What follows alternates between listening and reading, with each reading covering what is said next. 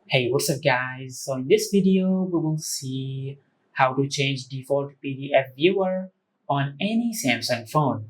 Now, if you open any PDF file on your smartphone, now as you can see, it opened the PDF on Adobe Acrobat by default. Now, if you want to change the default PDF viewer on your smartphone, just go to your home screen and open the Settings app. Now from here, just scroll down and tap on Apps. Now from here, just open the default PDF viewer from here. Now in our case, our default PDF viewer is Adobe Acrobat. Just tap on it and tap on Set as Default. Now from here, just tap on Clear Defaults.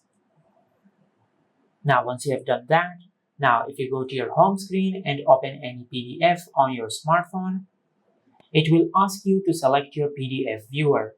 Now just select any PDF viewer from here and select Always.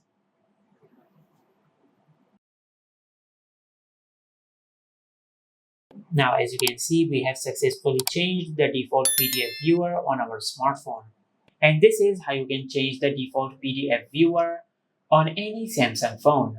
If you found this video helpful, please like the video and subscribe to our channel and hit the bell icon to get notified when we upload a new video.